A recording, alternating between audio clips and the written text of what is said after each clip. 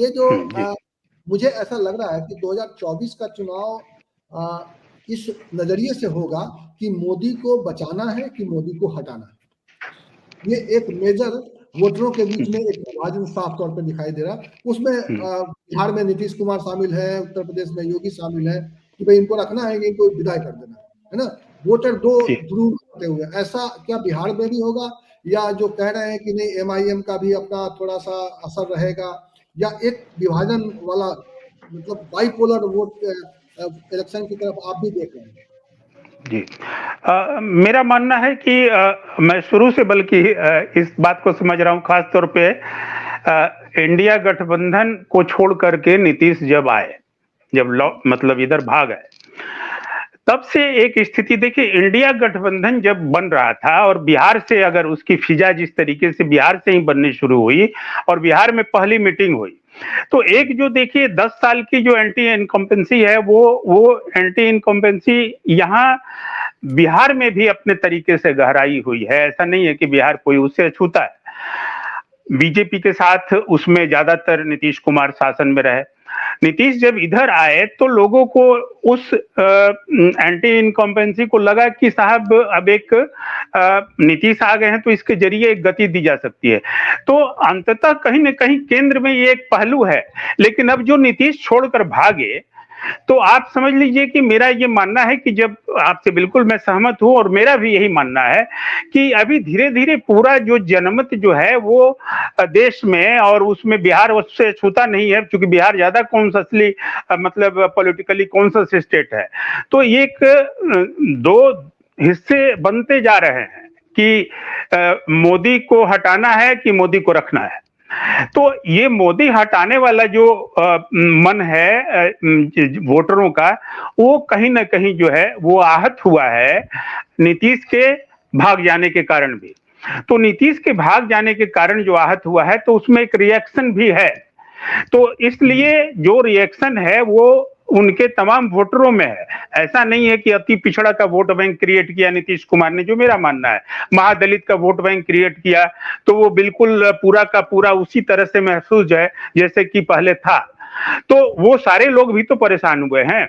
दूसरा क्या है कि जातीय जनगणना का एक जो सवाल है, उस सवाल को ये लाख क्रेडिट का मामला सवाल उठा ले नीतीश कुमार, लेकिन ये जान लीजिए एक परसेप्शन पर पॉलिटिक्स होती है। और वो परसेप्शन है कि अगर तेजस्वी और लालू नहीं होते, तेजस्वी नहीं होते, तो फिर ये जातीय जनगणना नहीं होती। बीजेपी में इतने साल रहकर नीतीश ने क्या करवा लिया। तो वो जो है जातीय जनगणना का मामला है, तो वो कहीं ना कहीं उससे छिजन होगा नीतीश के उन बने बनाए वोटों में या फिर बीजेपी के वोटों में भी, जो अति पिछड़ा का वोट बैंक है।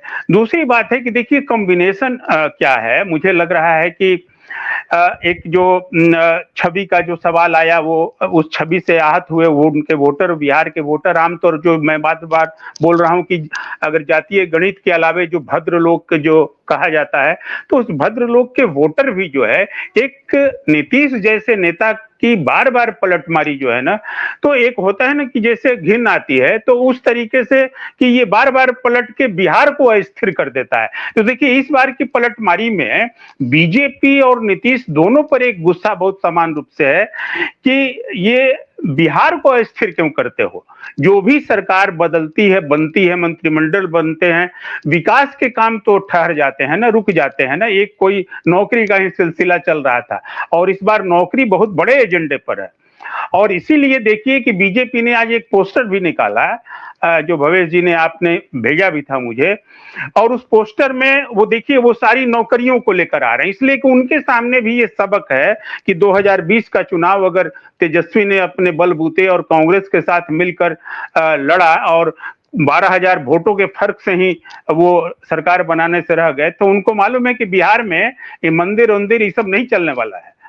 यहाँ रोजगार चलेगा, इसलिए कि राम मंदिर प्राण प्रतिष्ठा जिस दिन हो रही थी समस्तीपुर में, एक बड़े अस्पताल का तेजस्वी यादव जो है उन्होंने उसका उद्घाटन होना था और जिसमें नीतीश कुमार जाकर उद्घाटन किए, ठीक उस दिन वो मान के रखा गया था उस तरीके से।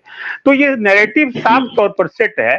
तो मेरा ये मानना है कि एक तरफ बिहार का वोटर इस तरीके से इस बार थोड़ा सा ज्यादा बेहाल है, इसलिए वो जो बने बनाया गठबंधन नीतीश और बीजेपी का है, इससे थोड़ा सा हट कर आएगा। देखिए ये वही पोस्टर है, और अब ये इस पोस्टर में जितनी नौकरियों का जिक्र किया गया है, ये वही नौकरियां हैं जिस दिन विश्वास मत के दिन तेजस्वी यादव ने उल्लेख किया था सदन में कि नीतीश जी और सम्राट जी ये वाला नौकरी करा दीजिएगा, ये मैं फाइल बना के आया हूं, ये मैं करके आया हूं, ये फाइल जो है पारित हो जाना चाहिए, उसको फलाना अफसर रोके हुए हैं।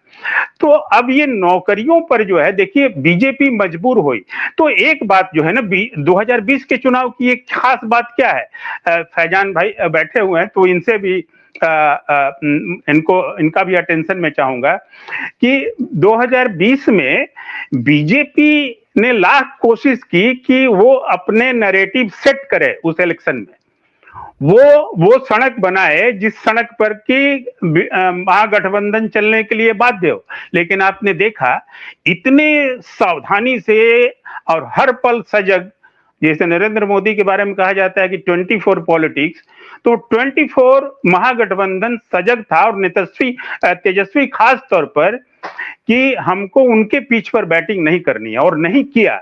इसलिए नौकरी जैसा एक सवाल बड़ा मुद्दा बन गया था, और वो मुद्दा अब बीजेपी को भी पता है कि यहाँ बिहार में मंदिर उंदिर से काम नहीं चलेगा, तो वो इसलिए ये पोस्टर लेकर आई। लेकिन इस पोस्टर में फंस गई बीजेपी, और देखिए इसमें नीतीश कुमार का कहीं कोई जिक्र नहीं है, और ये जिक्र न होना तो ये बीजेपी की मंशा और बीजेपी की नौकरी देने की नीयत पर भी सवाल उठाता है।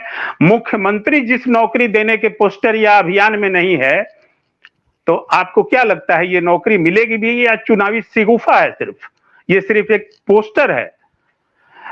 अगर पोस्टर ये नहीं रहता तो जो शासक है, जो मुखिया है, जिसके दस्तखत से वो नौकरी होनी है, उसका नाम क्यों नहीं रहेगा? तो ये जो तेजस्वी ने सदन में उस दिन भी कहा था 12 तारीख को, तो उन्होंने ये कहा भी था कि साहब जो है सम्राट चौधरी, आप ही के फायदे की बात कर रहे हैं। क्रेडिट लेने वाला जो मसला उठा था कि क्रेडिट क्यों लेते हो, तो क्यों न लग क्रेडिट, उन्होंने जो कहा था उसमें सम्राट को भी कह दिया था कि क्रेडिट आप भी लीजिएगा। और देखिए कि आखिर में क्रेडिट के लिए सम्राट अपने पोस्टर को लेकर के साथ चले आए। तो ये देखिए तेजस्वी का ये पूरी तैयारी और समझदारी, और जो उस दिन का भाषण, और फिर आज जो है राहुल गांधी के साथ भी जो उन्होंने भाषण किया उनके सभा मंच से, वो बता रहा है कि तेजस्वी अपने ही पीछ पर यह चुनाव भी लड़ाएंगे, और उसमें शायद बीजेपी बिहार का जो मानस है, जो बिहार के सामाजिक समीकरण है और वोटरों में जो एक अवेयरनेस है, वो शायद वो गणित गढ़ने नहीं देगी जो बीजेपी चाहती है। और दूसरी एक अंतिम बात करके खत्म करना चाहूंगा इस बार, वो ये कि अब दलित वोटों का मामला है, जो फैजान भाई ने कहा कि परंपरागत वोट जो कांग्रेस क्या परंपरागत वोट जो है इंडिया गठबंधन के बाद, मोदी से बेचैनी के बाद, इलेक्टोरल बॉन्ड जो अभी आया है सामने निकल करके, और अगर विपक्ष ने इसको बहुत तरीके से हवा दी, तो ये समझ लीजिए कि अब तक के सबसे बड़े राजनीतिक भ्रष्टाचार, आर्थिक भ्रष्टाचार का ये पुलिंदा है, और सुप्रीम कोर्ट इसके साथ खड़ा है। तो यह एक बहुत बड़ा कारण बनेगा, और इसको अगर विपक्ष ने तरीके से बनाया, तो नहीं भी बनाया, तो लोग इसको समझ रहे हैं कि किस तरह से काले धन की पार्टी जो है वो है बीजेपी, इस तौर पर लोग अब चर्चा कर रहे हैं। दूसरा है कि किसान आंदोलन अभी जिस तरीके से हुआ, आज देखिए सुधाकर सिंह जो है, जगदानंद सिंह उस इलाके के नेता है, रोहतास कैमूर के, जो प्रदेश अध्यक्ष भी हैं आरजेडी के, उनके जो पुत्र हैं सुधाकर सिंह, जो कृषि मंत्री थे पिछले मंत्रिमंडल में, जिनको लेकर के बाद में विवाद हुआ और हटाना पड़ गया उनको, तो वो किसानों के नेता है सुधाकर सिंह। और किसानों के सवाल पर वो देखिए अभी जो मोर्चा शंभू बॉर्डर पर चल रहा है, तो बिहार से भी किसान बड़ी तादाद में जा रहे हैं, बिहार के कई संगठन, और सुधाकर सिंह और आरजेडी भी जो है वो उस आंदोलन को सपोर्ट, तेजस्वी का एक प्रोग्राम भी होने वाला है इस पर। तो सुधाकर सिंह ने आज राहुल गांधी और तेजस्वी यादव को हरी पगड़ी भी पहनाई वहां, और ये पगड़ी किसान पगड़ी जिसको बोलते हैं, तो एक किसान पगड़ी का भी एक मैसेज है। और राहुल गांधी ने जो एमएसपी देने का जो वादा कर दिया चुनाव में अपने सभा मंच से, वो कहीं ना कहीं ये अभी के चुनाव में एक बहुत बड़ा फैक्टर बनेगा। मुहाने पर किसान आंदोलन खड़ा है। तीसरी बात जो है कि दलित चेहरे के तौर पर जो खड़गे को प्लेस किया कांग्रेस ने और जिस तरीके से उनको राष्ट्रीय अध्यक्ष बनाया, तो आप सोचिए कि बिहार और यूपी दोनों जगह मेरा मानना है कि दलित वोटों को खड़गे प्रभावित करने जा रहे हैं और खड़गे की चुनावी सभाएं भी लगने वाली हैं उत्तर प्रदेश में, जो मेरे सूत्रों से जानकारी मिल रही है, और बिहार में भी। और बिहार में खासतौर पर उत्तर प्रदेश के जो सीमावर्ती जो जिले हैं उन जिलों में, तो मेरा मानना है कि एक वो दलित वोटों में भी छिजन वो होने वाली है जिस महादलित वोटों को नीतीश कुमार ने क्रिएट किया था, जो वो श्रेय ले रहे थे। तो वो ऐसे भी बंटने वाला है चिराग के साथ, नीतीश के साथ। अगर चिराग की जो चल रही है खटपट, हो सकता है जो स्टैंड ले वो एक बहुत बड़ा कारण बनेगा हार जीत को और ज्यादा आसान करने में, या किसको कितनी सीटें आएंगी। और रहा परंपरागत वोटों का सवाल, तो कांग्रेस अब न तो 2020 वाली कांग्रेस है, न 2014 वाली कांग्रेस है, और न जो है 2009 वाली कांग्रेस है, तो या 4 वाली कांग्रेस है। तो कांग्रेस ने इधर जिस तरीके से काम किया है राहुल गांधी के बाद और इंडिया गठबंधन बनने के बाद, ये जो सभाएं हुई, ये न्याय यात्रा जो चली, तो ये आप देखिए ना कि जो सवर्ण वोट हैं, जो परंपरागत वोट उसके माने जाते हैं, ब्राह्मण वोट जो माने जाते हैं, वो ब्राह्मण वोटों का कहीं कोई गुंजाइश नहीं है। दो ही जगह तो है ना, बीजेपी और फिर कांग्रेस।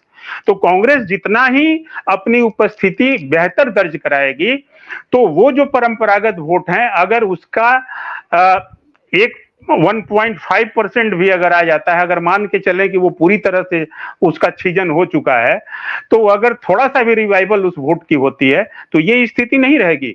और आरजेडी और कांग्रेस की केमिस्ट्री, कांग्रेस को जितने सीटों पर जिताएगी सो जिताएगी, लेकिन ये जान लीजिए कि इस बार उम्मीदवारी में एक और बात इंडिया गठबंधन में ये पक रही है, क्योंकि अब मैदान खाली है, नीतीश बाहर जा चुके हैं, तो ये भी बात हो रही है कि कांग्रेस की सीटें अगर बढ़ाई भी जाएंगी तो एक जो फ्रेंडली मैच नहीं होगा, बल्कि ये एक तय करने की बात हो रही है कि वैसे उम्मीदवारों को, यानी उम्मीदवार चयन पर बहुत ध्यान दिया जाएगा कि कांग्रेस के अगर सीट उनको जो भी दिया जा रहा है उसमें वैसे उम्मीदवार दिए जाएं जिन उम्मीदवारों का एक रास्ता जो है, एक वास्ता जो रहा है, वो आरजेडी जैसे यानी सामाजिक न्याय, सोशल जस्टिस के साथ रहा है। तो ये उम्मीदवारों का जो चयन होगा ये बाजी पलट देगा, और शायद मुझे लग रहा है कि इस मामले में जो सीटें अगर निकल के आएंगी तो वो सीटें एक अच्छी तादाद में आएगी। वैसे सी वोटर के सर्वे ने जो उस दिन में मैंने कहा कि अभी तो कुछ नहीं है, अभी तो कुछ नहीं है, फिर भी 8 सीटें अगर महागठबंधन को दिया है सी वोटर ने, नीतीश की पलटी मारने के तारीख के दिन का सर्वे है वो, तो अब तो फिर काफी धीरे धीरे गंगा में पानी बह रहा है और धीरे धीरे जो है वो चुनाव करीब आता जा रहा है और एंटी इनकम्बेंसी भी सामने आती जा रही है। जी म्यूट है, आपकी आवाज नहीं आ रही। इसके इस पूरे अगर देखा जाए तो बिहार के इतने सारे पहलू हैं कि हम लोग लगातार इस पर चर्चा करते रहेंगे, और इस चर्चा को लेकर हम अभी समेटना चाहते हैं, लेकिन हम आप लोगों से जाते जाते बहुत ही संक्षेप में एक मिनट में अगर आप अपनी बात को रख सकें, तो मैं फैजान भाई आपसे भी जानना चाहूंगा कि क्या आपको लग रहा है कि 2024 का चुनाव बिहार में भी बाइपोलर होगा, या जैसा लग रहा है कि कुछ और इसमें पहलू होंगे, और मुद्दे क्या होंगे? नहीं, अभी तक की जो सिचुएशन है, पॉलिटिकल हालात जो हैं, उसमें तो बाइपोलर ही लग रहा है। और ये बाइपोलर अगर होता है तो उसमें जो मुझे लगता है कि शायद महागठबंधन को फायदा हो सकता है इसमें। जहां तक देखिए बात, अभी नवेंदु जी भी कह रहे थे कि जो ब्राह्मण का या upper caste, other upper caste और ईबीसी और दलित, ये सारे वोट कांग्रेस के हुआ करते थे, लेकिन जो कि शिफ्ट हुए आरजेडी की तरफ बिहार में और समाजवादी पार्टी की तरफ यूपी में, जो शिफ्ट हुई, जो वोट जो शिफ्ट हुए आरजेडी की तरफ से, लेकिन फिर जो बीजेपी की जो तरक्की हुई या उसका उरूज हुआ, तो वो कुछ वोट, चाहे वो अपर कास्ट के हों या दलित के हों या आपके, वो वोट बीजेपी की तरफ भी चले गए। इसलिए ये सिर्फ ये कहना कि जो शिफ्ट हुआ था वो उनके पास है, वो अब नहीं है, क्योंकि बीजेपी की तरफ भी वो काफी वोट चला गया है। और उसी को उसमें जो कहीं कहीं टूट का अंदेशा बीजेपी को है कि शायद हमारा ईबीसी वोट या दलित वोट, खासतौर से दलित का जिक्र आता है तो खड़गे जी को जिस तरह से आगे किया गया है, लीडर बनाया गया, उसकी वजह से दलित वोट शायद कुछ उनकी तरफ भी अट्रैक्ट हो। लेकिन उसको काउंटर करने के लिए देखिए, चाहे वो भारत रत्न कर्पूरी ठाकुर को दिया जाए या और भी जो हो, तो वो ईबीसी को अपनी तरफ पूरी वो तरह सब कुछ नहीं स्ट्रांगली है। लाने के लिए बीजेपी पूरी कोशिश में लगी हुई है, क्योंकि उसको इस बात का भी डर है कि मेरा ये जो वोट है ईबीसी का हो या दलित का वोट है, वो टूट सकता है इलेक्शन में। इसलिए वो उसको अपने पास रखने के लिए वो ये सारे हथकंडे अपनाए गए हैं और ये तरीके अपनाए गए हैं ताकि वो उनको टूट से बचाया जाए। लेकिन अगर ये बाइपोलर, जैसा कि आपने कहा भवेश जी, कि बाइपोलर की उम्मीद ज्यादा है और जहां डायरेक्ट कंटेस्ट होगा तो वहां कुछ फायदा इस अलायंस को, माने इंडिया अलायंस को हो सकता है। जी ठीक है। मैं दीपक जी आपके पास आ रहा हूं। दीपक जी, आप इसको कैसे देखते हैं? इस चुनाव में किस तरह के मुद्दे ज्यादा प्रभावी होंगे? जो जो एजेंडा दे रहा है तेजस्वी दे रहे हैं कि रोजगार का सवाल है, या फिर जो ये मोदी को हटाने और रोकने का, कि मोदी को हमें प्रोटेक्ट करना है, मंदिर बनवाने वाला बंदा है, मंदिर बनवाया है, इसलिए उसको रोकना है। देखिए अभी बहुत अर्ली है मामला, चुनाव में गठबंधन बन रहा है। सबसे बड़ा प्रॉब्लम महागठबंधन के साथ है, जो बिखराव हुआ उससे आम जनता के अंदर एक परसेप्शन है कि भाई ये बिखराव हो रहा है, ये मिलते नहीं हैं और आगे आएंगे तो क्या होगा नहीं होगा, ये परसेप्शन चल रहा है। मंदिर का परसेप्शन भी है, ऐसा मत कहिए कि मंदिर एकदम पूरी तरह बिहार में उखड़ गया, वो है। मगर अभी जो स्थितियां बनी है, क्या नीतीश कुमार का वोट बीजेपी को ट्रांसफर होगा और क्या बीजेपी का वोट नीतीश कुमार को ट्रांसफर होगा, इस बीच महागठबंधन को कुछ अच्छी सीटें मिल जाएंगी इस चुनाव में। अभी तक का ये है, कुछ अच्छी सीटें मिल जाएंगी। जो एक था 7 या 8 सीटें हो सकता है कि महागठबंधन को मिल जाए, और ये सर्वे बीजेपी ने कराया था, और उसी सर्वे के बाद ये जो आना जाना, दिल का मिलना, रास्ता खुलना, गेट खुलना, ताला खुलना और पलट जाना, ये सब हुआ, समझिए। मगर मुझे जो अंदेशा है, देखिए नीतीश कुमार के पास भी वोट है, मगर जिस तरह से उपेंद्र कुशवाहा को उन्होंने ले आया कि भाई कुशवाहा वोट हमारा जो टूट रहा था ये एनडीए की तरफ आए, पता नहीं वो कुशवाहा वोट कितना आएगा। एक कुशवाहा तो सम्राट भी हैं, तो ये सारा मामला जो कुर्मी और कुशवाहा का जो वोट है उनका, वो कहाँ तक आता है वो देखने वाली बात हुई। अभी बहुत खेम होगा, बहुत खेल होगा, अभी बहुत सारी बातें होंगी। तेजस्वी के लॉ को रोकने की कोशिश भी होगी, और जिस तरह से तेजस्वी का लॉ चल रहा है, अगर वो दिमाग से जैसे काम कर रहे हैं करेंगे तो गठबंधन को कुछ सीटें आएंगी। मगर एक बात जरूर है कि अभी तक जिस तरह से, अब देखिए इलेक्टोरल बॉन्ड का कोई मामला नहीं उठ रहा है। इलेक्टोरल बॉन्ड इतना बड़ा मामला आया है, हमें लगता है कि राहुल गांधी ने भी मीटिंग में पता नहीं उसके बारे में चर्चा की है कि नहीं। एक बड़ा मुद्दा है वो, जिस तरह से कोयला घोटाला का मामला यूपीए सरकार और 2G का मामला यूपीए सरकार को धरती पर ले आई, इसका कोई असर दिख नहीं रहा। तो आने वाले दिनों में देखिए क्या होगा। और अगर इसी तरह रहे तो ये नेचुरल अलायंस जो है कांग्रेस आरजेडी लेफ्ट पार्टी, जिसमें सीपीआई एमएल का बहुत अच्छा स्ट्राइक रेट है, अगर इन लोगों में सीटों का तालमेल सही हो गया तो लालू भी करेंगे। लालू भी अब उनके पास भी कोई ऑप्शन नहीं है, उनके पास भी अब कोई ऑप्शन नहीं है कि नीतीश छोड़कर चले गए, और अब अगर इसमें से कोई छोड़ के निकलेगा तो आरजेडी अकेले क्या करेगी। इसलिए जो 40 सीट है उसका बंटवारा कायदे से हो जाएगा, और इसमें जनता आरजेडी को खोने को कुछ नहीं है, क्योंकि उनका अंक 0 था। वो कहीं 2, 4, 5 सीट जीत लेंगे तो ये विनिंग इसमें हो जाएगा। कांग्रेस एक थी, 2, 3 सीट ले आएगी, तो मिला जुला के महागठबंधन को 6-7 सीट आएगी। 39 जो उनका था उसमें गिरावट आएगी। चलिए, जैसे जैसे समय आगे बढ़ेगा हम लोग चर्चा को आगे भी करेंगे, और मुझे लगता है कि ये जो अभी परिस्थितियां हैं ये परिस्थितियां बदलेंगी। मैं तो बल्कि ये भी देख रहा हूं कि तेजस्वी जिस तरह से अपने भाषणों में एग्रेसिव हो रहे हैं, उनके खिलाफ में कुछ मामला निकाल के उनके ऊपर कार्रवाई भी हो सकती है, और राहुल गांधी भी निशाने पर हैं। और जैसी पहले चर्चा हुई थी, नरेंद्र जी बहुत संक्षिप्त आपकी प्रतिक्रिया चाहूंगा, बिहार में मुद्दा क्या रहने वाला है इस बार का चुनाव में? मुद्दा देखिए, नैरेटिव जो मैंने कहा कि मुद्दा नौकरी यानी कि इशू जो है, क्योंकि हम लोग 1 घंटा से ज्यादा बात कर चुके हैं। जी बिल्कुल, तो जो जनता के सवाल है ना, मुद्दे वही रहेंगे, लेकिन बीजेपी कोशिश करेगी, जो उसकी आदत भी है, वो उसको भटकाने की कोशिश होगी।